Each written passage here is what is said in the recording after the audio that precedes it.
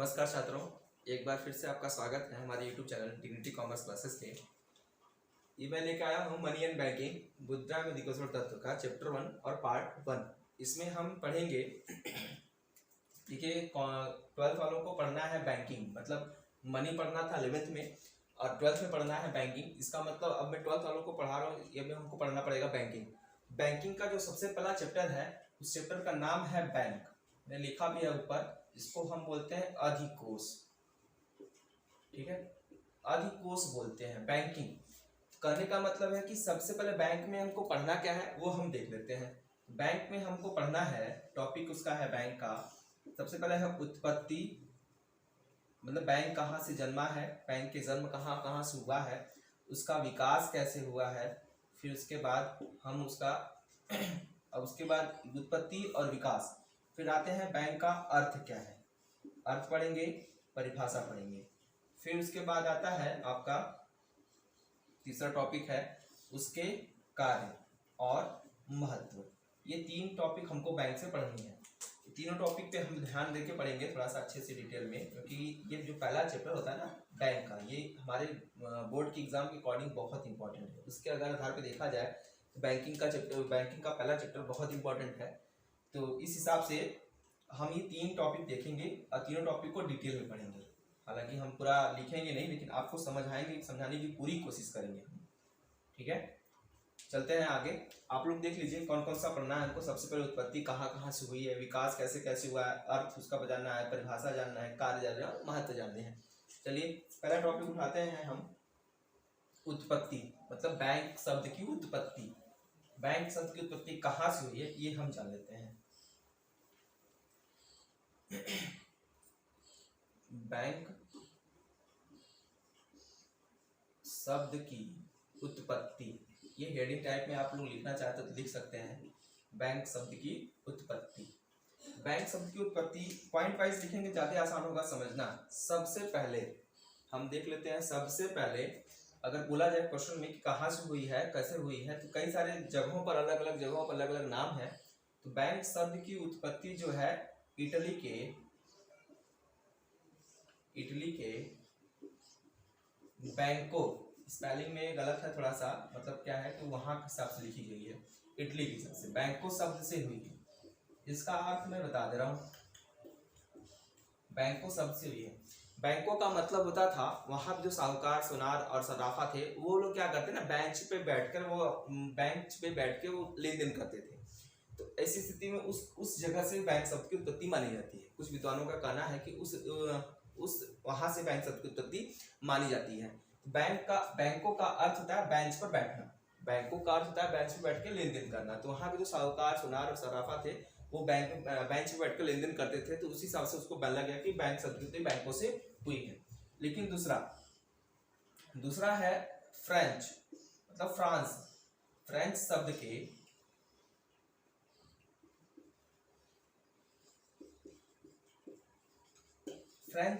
के बैंके से हुई है, बैंके से हुई है। और तीसरा है जर्मन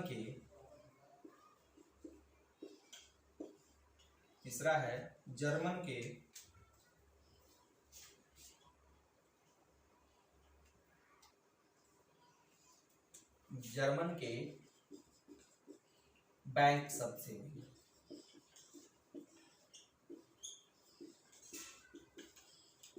आप लोग सोच रहे होंगे सर ने 2 बार तीन चीज अलग अलग बताया, तीनों के नाम अलग अलग है साहब, लेकिन काम तुम तीनों का सेम है। कहने का मतलब है अलग अलग विद्वानों ने अलग अलग तरीके से इसका मतलब बताया कि बैंक शब्द की उत्पत्ति यहाँ से हुई है। ठीक है, फिर से समझ लीजिएगा। अगर उत्पत्ति पूछा जाए बैंक का उत्पत्ति तो कैसे कैसे हुई है, बैंक इटली के बैंकों शब्द से हुई है। बैंकों का मतलब बेंच पर बैठकर लेन देन करने से मतलब। उसी तरह फ्रेंच भाषा के बैंके शब्द से हुई है और जर्मन भाषा के बैंक शब्द से हुई है। स्पेलिंग में थोड़ा सा इधर उधर है, हालांकि बैंक हमारे यहाँ बैंक का मतलब ये स्पेलिंग यूज होता है। ठीक है, तो वहां पे दूसरे शब्द के स्पेलिंग यूज हुए थे। तो ये है बैंक की उत्पत्ति। कहा जाए तो बैंक की उत्पत्ति यहीं से हुई है। अगर पूछा जाए कहाँ से, तो इटली, फ्रेंच और जर्मन, तीनों अलग अलग कंट्री हैं, तीनों अलग अलग देश हैं, तो इस हिसाब से वहां से माना जाता है प्राचीन काल। एक चीज और, अगर पूछा जाए बैंक शब्द कहाँ से प्राचीन काल में क्या था, तो बैंक से जो प्राचीन काल में साहूकार महाजन थे जो लेन देन करते थे जैसे करते थे वही उनको बैंक माना जाता था, वही लोग क्या थे उस समय के बैंक थे। तो आगे चलते हैं, बैंक शब्द का विकास, बैंक का विकास, सॉरी बैंक शब्द नहीं, बैंक का विकास।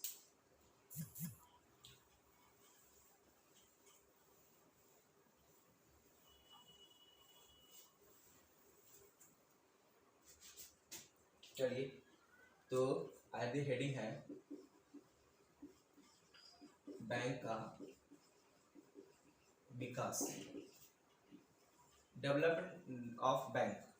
इसमें हम पॉइंट वाइज देते हैं। इसका मतलब होता है कि बैंक कब कब हमारे समय में आया, मतलब कब कब उसका विकास हुआ, कब कब वो बदलता गया, उस कंडीशन में बताना है, उस अर्थ में बताना है हमको कैसे कैसे हुए हैं। तो अगर पूछा जाए पहला बैंक कब स्टैब्लिश हुआ था या फिर विश्व का पहला बैंक, विश्व का पहला बैंक स्टैब्लिश कब हुआ था? विश्व का पहला बैंक था इटली में, सन 1171 में स्टैब्लिश हुआ था। विश्व का पहला बैंक इटली में स्टैब्लिश हुआ था। इटली में एक शहर है वेनिस, बैंक ऑफ वेनिस नाम था उसका, बैंक ऑफ वेनिस। सन 1171 में स्टैब्लिश हुआ था। विश्व का सबसे पहला बैंक इटली में 1171 में स्टैब्लिश हुआ था, बैंक ऑफ वेनिस। इसको आप अंडरलाइन कर लीजिएगा, बैंक ऑफ वेनिस। उसी तरह आगे बढ़ते हुए दूसरा पॉइंट जो है, इसके बाद आगे चलते चलते सन 1401 में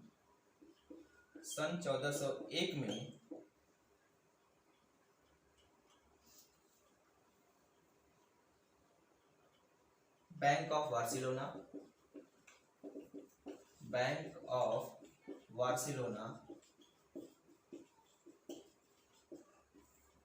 और उसके बाद तीसरा पॉइंट 1607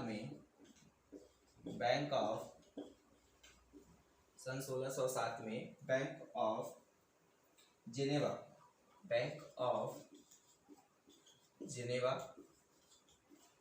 जो था है।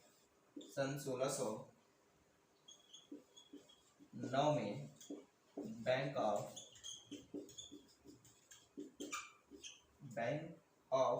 एम्स्टर्डम।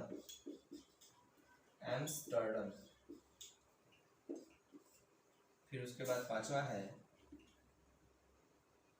सन 1600 ईस्वी में बैंक ऑफ हेम्सबर्ग।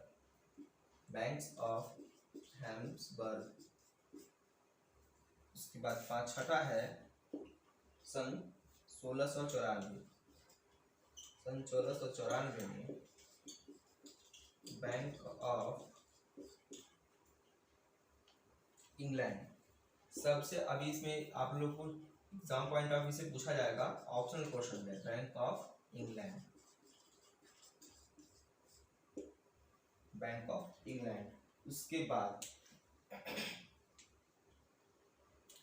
उसके बाद ये सब सारी चीजें बैंक स्टैब्लिश हुई हैं, लेकिन कोई भी एक्ट नहीं बनाया गया था बैंक से संबंधित। तो ये सारे बैंक स्टैब्लिश हुए थे। इसमें आपको क्वेश्चन कैसे पूछा जाएगा कि बैंक ऑफ जेनेवा कब स्टैब्लिश हुआ था, या बैंक ऑफ हेम्सबर्ग कब स्टैब्लिश हुआ था, बैंक ऑफ इंग्लैंड कब आया था। ये सारे डेट ऐसे ही पूछे जाते हैं। तो अगर पूछे विकास का मतलब, सबसे पहले अगर बैंक पूछा जाए कौन सा स्टैब्लिश हुआ था, इटली में 1171 में बैंक ऑफ वेनिस। उसके बाद सन 1401, फिर 1607, फिर 1609, फिर 1619, फिर 1694।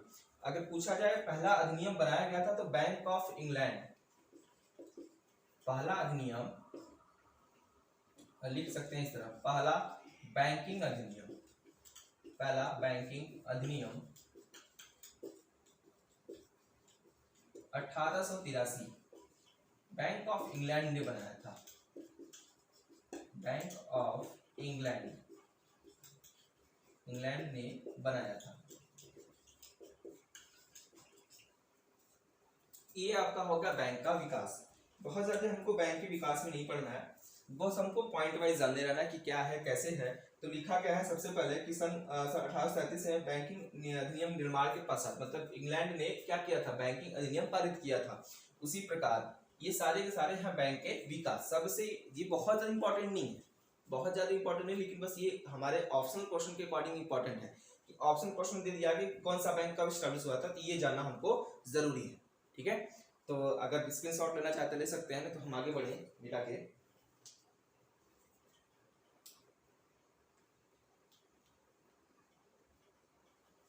चलिए आगे चलते हैं। बैंक का अर्थ।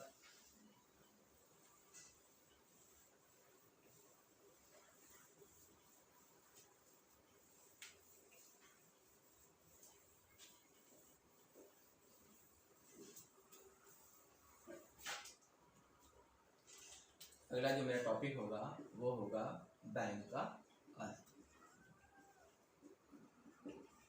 Meaning of bank.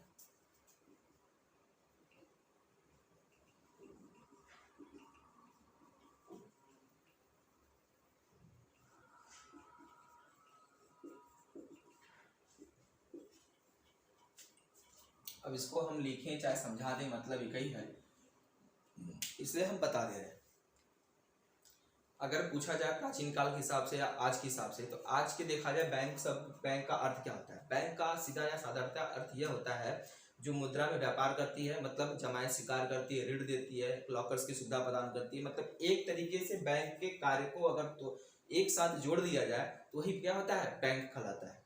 जैसे अगर मैं कहना चाहूँ, लिख सकता हूँ, बैंक वह संस्था है जो वह मौद्रिक संस्था है, कह सकते हैं इस तरह, वह मौद्रिक संस्था है जो रुपए में व्यापार करती है, या फिर कह सकते हैं जो जमायत स्वीकार करती है, ऋण देती है, लॉकर्स की सुविधा प्रदान करती है, क्या कहलाती है, बैंक कहलाती है। जो हमारे छोटी छोटी बचतों को सुरक्षित रखती है, क्या कहलाती है, बैंक कहलाती है। तो अर्थ में हम जो भी पढ़ेंगे वो हम जिस तरह अपने शब्दों में लिखना चाहे लिख सकते हैं, लेकिन परिभाषा के तौर पर हम जो भी हमारे जिस विद्वान के अनुसार हम बोलेंगे उसी अकॉर्डिंग लिखना होता है। अगर लिखना है तो लिख सकते हैं बैंक का अर्थ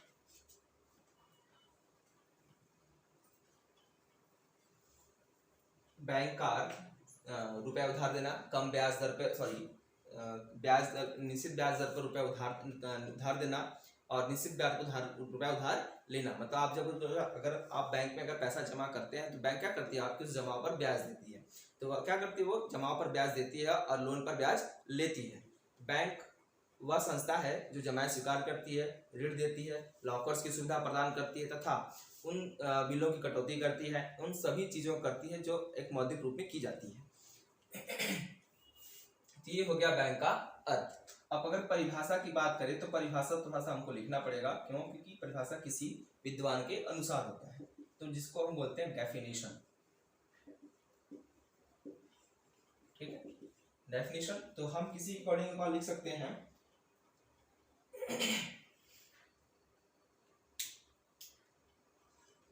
हम सीधे सीधे वाला, हम जो हमारा जो बैंकिंग नियम अधिनियम है उसको हम लिखते हैं। एक क्वेश्चन हम यहाँ बता दे रहे हैं कि भारत में बैंकिंग कब पारित हुआ। पूछा जाए भारत में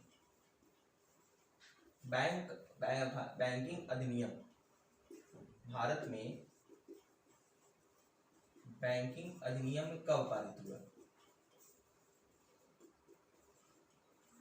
कब पारित हुआ। अगर ये पूछा जाए क्वेश्चन में भारत में बैंकिंग अधिनियम कब पारित हुआ, तो बोल देंगे भारतीय बैंकिंग अधिनियम, आंसर मेरा होगा भारतीय बैंकिंग अधिनियम 1949, भारतीय बैंकिंग अधिनियम सन 1949। अब यहाँ पर इसके इतिहास बनाने के लिए हमको एक वीडियो और बनाना पड़ेगा, लेकिन थोड़ा सा हमारे पास समय नहीं है, आप लोगों के पास भी समय नहीं है, क्योंकि हमको पढ़ना है। ये हम बताएंगे बीच में, कभी भी खाली समय होगा हम वीडियो बना के इसको डाल देंगे। भारत में इसकी पूरी हिस्ट्री बता देंगे, कब है कि बैंकिंग नियम अधिनियम बना है या कैसे बना है, क्या कार्य करता है, कैसे क्या है, सारा कुछ उसमें हम डाल देंगे। लेकिन अभी चलते हैं परिभाषा पर। परिभाषा में हमारे किसी के अकॉर्डिंग लेते हैं, हम ले लेते हैं भारतीय बैंकिंग नियम अधिनियम, लिख सकते हैं भारतीय बैंकिंग नियमन अधिनियम, वहां पे लिख लीजिएगा नियमन अधिनियम, भारतीय बैंकिंग नियमन अधिनियम सन 1949। यहाँ पे भी बैंकिंग नियमन अधिनियम लिखिएगा। नियमन अधिनियम 1949 की धारा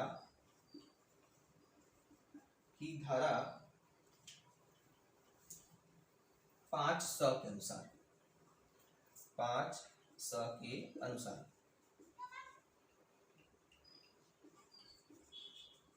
ठीक, 500 के अनुसार लिखिएगा कामा इंटर कामा में,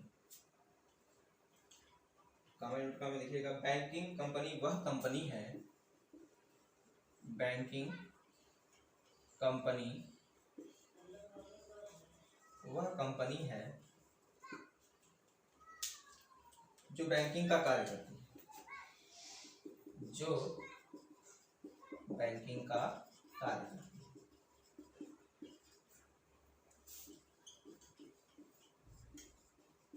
ठीक, कमा इंटर कमा क्लोज। फिर आगे अधिनियम में सेम है, बस धाराएं चेंज है। ये धारा 500 के था, अब धारा 5 ब के अनुसार, धारा 5 ब के अनुसार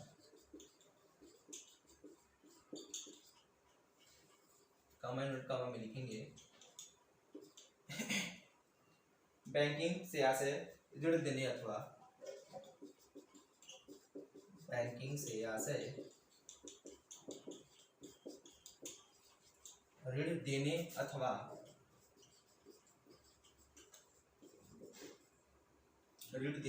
अथवा विनियोजन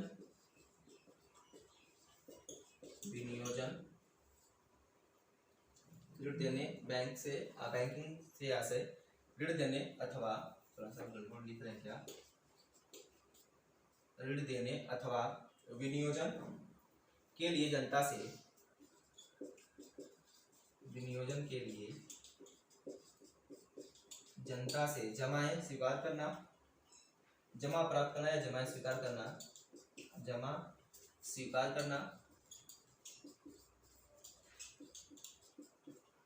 स्वीकार करना जिसे मांग पर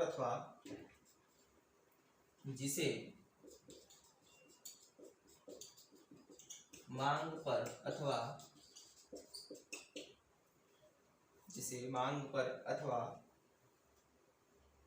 अन्य किसी प्रकार की आज्ञा पर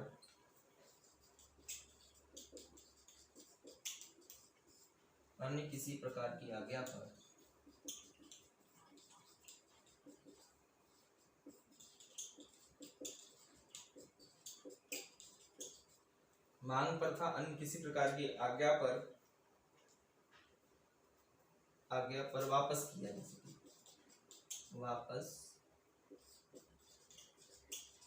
किया जा सके। फिर से देख लीजिए, मैंने बता दिया अर्थ है। अब ये परिभाषा में भारतीय बैंकिंग नियमन अधिनियम सन 1949 की धारा 500 के अनुसार बैंकिंग कंपनी वह कंपनी है जो बैंकिंग का कार्य करती है। ये परिभाषा उतना अच्छा नहीं है जितना आप लोग सोच पा रहे हैं, लिख पा रहे हैं, उससे कुछ समझ में ज्यादा कुछ नहीं आ रहा है। लेकिन परिभाषा जो 5ब है ये बहुत अच्छा है। बहुत अच्छा क्या मतलब, जो हमको समझना है बैंक से वो दिया गया है। इसमें लिखा है बैंकिंग से आशय ऋण देने अथवा विनियोजन के लिए जनता से जमा स्वीकार करना जिसे मांग पर अथवा अन्य किसी भी प्रकार की आज्ञा पर वापस किया जा सके। इसमें भी कुछ थोड़ा कमी है लेकिन फिर भी इससे अच्छा है या इससे अच्छा कह सकते हैं। ठीक है, तो ये तो था परिभाषा। और भी किताब में बुक्स में दिए हैं, और भी अगर आप लोग पास बैंकिंग का बुक है तो और भी एक लोग का याद कर लीजिएगा, उससे आप लोग देख सकते हैं, पढ़ सकते हैं, उसको याद कर सकते हैं। ठीक है, तो आगे चलते हैं बैंकिंग की क्लास में। बैंक का कार्य, ये तो था बैंक की परिभाषा, बैंक का अर्थ, बैंक की उत्पत्ति, बैंक का विकास। ये सारा 3 टॉपिक मैंने क्लियर किया, 4 टॉपिक। पहला बैंक का उत्पत्ति, फिर विकास, फिर अर्थ, फिर परिभाषा। अब अगला चलते हैं टॉपिक में बैंक के कार्य अथवा महत्व। पहले बैंक के कार्य लिख लेते हैं, उसका बैंक का महत्व हम बस समझाएंगे, डायग्राम बना देंगे, समझा देंगे, बहुत है। चलिए आगे देखते हैं बैंक के कार्य।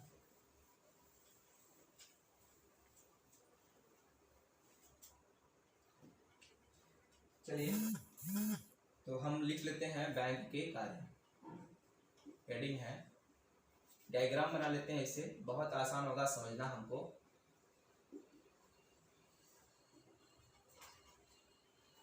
Function of bank. तो बैंक के कार्य अधिकतर देखा जाए तो बैंक के 3 कार्य हैं।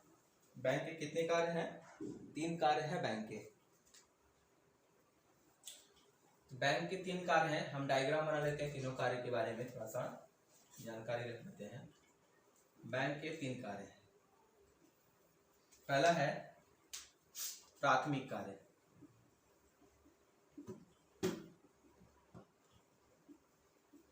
ठीक। दूसरा है, पहला है प्राथमिक कार्य, दूसरा है द्वितीय कार्य या अभिकर्ता संबंधी कार्य। अभिकर्ता संबंधी कार्य। और तीसरा है विविध कार्य।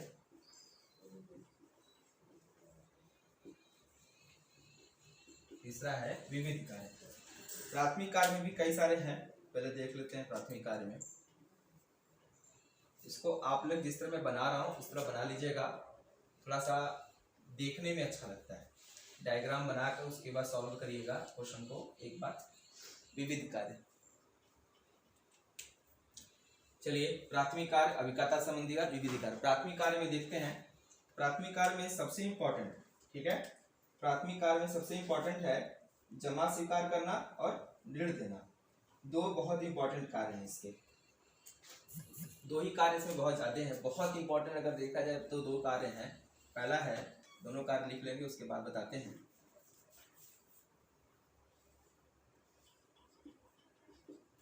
पहला है जमा स्वीकार करना, फिर दूसरा है ऋण देना। ऋण देना नहीं, ऋण प्रदान करना लिख लीजिए, ऋण प्रदान करना। ये 2 कार्य हैं प्राथमिक कार्य में। दोनों के अंदर भी कुछ है, कुछ हेडिंग्स हैं, मैं उसको डिस्क्राइब कर दे रहा हूँ, बता दूंगा सारा कुछ, सारा जैसे भी है। ऋण देना, तो अब जमा किस किस माध्यम से आप स्वीकार करेंगे ये लिख लीजिएगा। जमा स्वीकार करने का माध्यम है पहला खाते, मतलब चालू सावधि जमा खाता।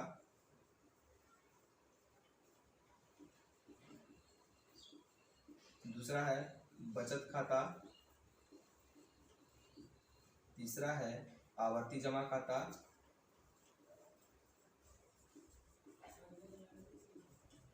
तीन हो गए, और चौथा है घरेलू गुल्लक खाता।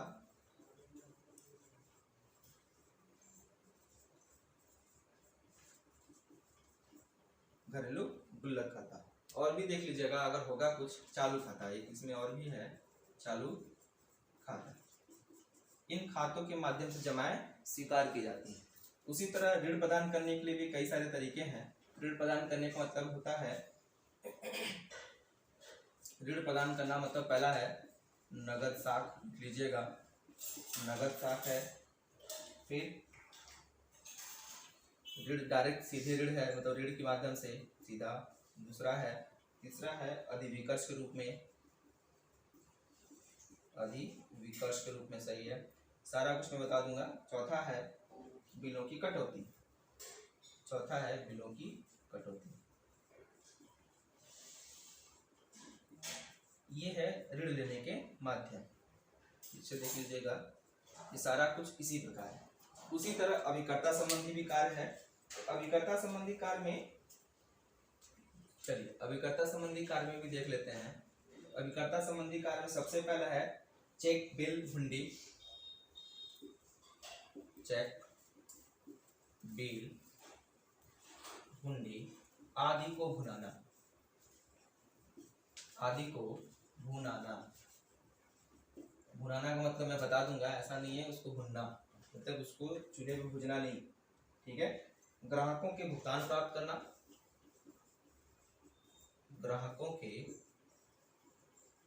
भुगतान प्राप्त करना। ग्राहकों का भुगतान प्राप्त करने का भी अर्थ मैं बताऊंगा आगे। उसके बाद है साख पत्रों का भुगतान।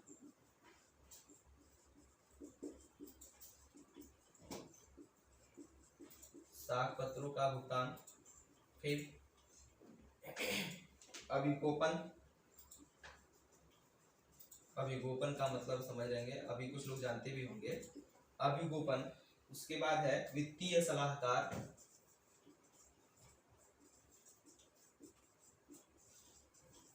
वित्तीय सलाहकार,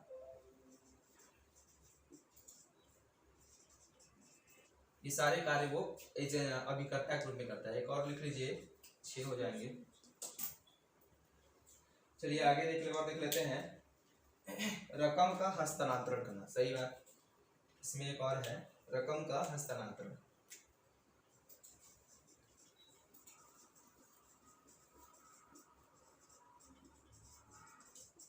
हस्तांतरण, ये है इसके 6 कार्य। फिर से देख लीजिए, अभिकर्ता संबंधी कार्य में सबसे पहला है चेक, बिल, हुंडी, सॉरी हुंडी लिखा मैंने नहीं, हुंडी आदि को भुनाना, ग्राहकों के भुगतान प्राप्त करना, साख पत्रों का भुगतान करना, साख पत्रों का भुगतान करना यहाँ पे करना। ठीक, अभिगोपन संबंधी कार्य करना, वित्तीय सलाहकार का करना, रकम का हस्तांतरण करना। विविध कार्य में देखते हैं, विविध कार्य में भी कुछ पॉइंट हैं, उसको लिख लेंगे आप लोग।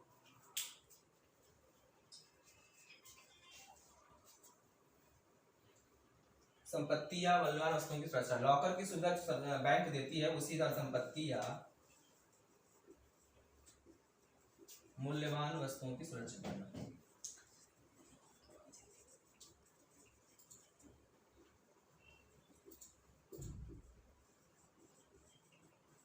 दूसरा है, फिर से देख लीजिए, संपत्ति या मूल्यवान वस्तुओं की सुरक्षा करना। उसके बाद आगे है यात्री चेक तथा साख पत्रों की सुविधा। यात्री चेक या साख पत्र में बता देते हैं क्या होता है। यात्री चेक की सुविधा प्रदान करना,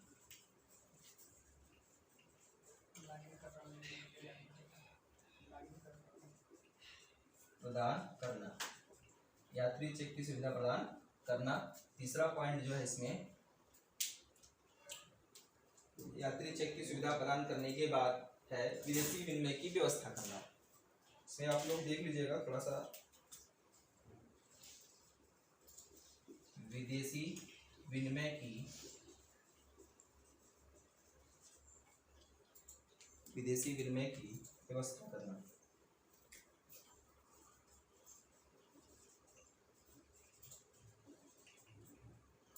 विदेशी विनिमय की व्यवस्था करना। आगे है साख का निर्माण। इसमें चौथा पॉइंट जो है वो है साख का निर्माण। ये है आपके बैंक के कार्य। बैंक के कार्य पूरा डायग्राम मैंने बता दिया, पूरा अच्छे से बता भी दिया। अब आप चलते हैं इसका डिस्क्रिप्शन में, मतलब इसको हम अच्छे से बता देते हैं क्या क्या कैसे होता है। चलिए बैंक के कार्य में एक बार फिर से देख लेते हैं। पहला है प्राथमिक कार्य, दूसरा है अभिकर्ता संबंधी कार्य, तीसरा है विविध कार्य। तो प्राथमिक कार्य में हमें 2 बताया, एक है ऋण जमाएं स्वीकार करना, दूसरा ऋण प्रदान करना। तो जमाएं स्वीकार करने में सावधि जमा खाता, बचत खाता, आवर्ती जमा खाता, घरेलू गुल्लक खाता और चालू खाता, इनके बारे में बता देता हूँ। सावधि जमा खाते का मतलब होता है एक निश्चित अवधि के पश्चात, एक निश्चित अवधि के बाद एक मुश्त राशि एक निश्चित अवधि के लिए जमा की जाती है, और इसमें कम से कम 5 साल और मैक्सिमम 15 साल। उसी तरह बचत खाते में क्या होता है, ये होता है किसके लिए, ये अधिकतर फिक्स डिपॉजिट अकाउंट बोलते हैं। बचत खाता आम लोगों के लिए होता है जो छोटी छोटी बचतों को खाते में रखते हैं। आवर्ती जमा खाते मतलब डेली बेसिस पे जो पैसा जमा किया जाता है, मतलब आज का आज, कल का कल, परसों का परसों, उस हिसाब से इस अकाउंट में जमा किया जाता है। ठीक उसी प्रकार घरेलू गुल्लक खाता क्या होता है, बैंक अपने ग्राहक को एक गुल्लक दे देता है, उसमें एक चाबी उसके पास होता है, चाबी बैंक के पास होती है। उस गुल्लक में क्या करता है, जो ग्राहक होता है उसमें रुपया डालता रहता है। ठीक उसी प्रकार चालू खाता, चालू खाता व्यापारियों के लिए है, जो हमें इसी खाते में हमको अधिकतर की सुविधा प्रदान मिलती है। इसमें इस चालू का सबसे इंपॉर्टेंट बात यह है कि इस खाते से आप चाहे जितनी बार रुपया निकाल सकते हैं, जितनी बार चाहे जितने अमाउंट एक बार में निकाल सकते हैं, एक बार में जमा कर सकते हैं। ये तो था हमारा जमा स्वीकार करना। ठीक उसके बाद आते हैं ऋण प्रदान करना। ऋण प्रदान करने में सबसे पहले नगद साख, उसके बाद ऋण अधिविकर्ष बता दे रहा हूँ अभी। इसका समय सुनो, इसका जो डिस्क्रिप्शन मैं कल बता दूंगा या अगले वीडियो में मैं दे दूंगा। तब तक के लिए धन्यवाद। तो आप लोगों का बहुत बहुत धन्यवाद dignity commerce classes YouTube channel पर। इसका जो मैं डिस्क्रिप्शन होगा, इसको जो पूरा डिटेल बताऊंगा, ये मैं अगले वीडियो में दे दूंगा। तब तक के लिए धन्यवाद।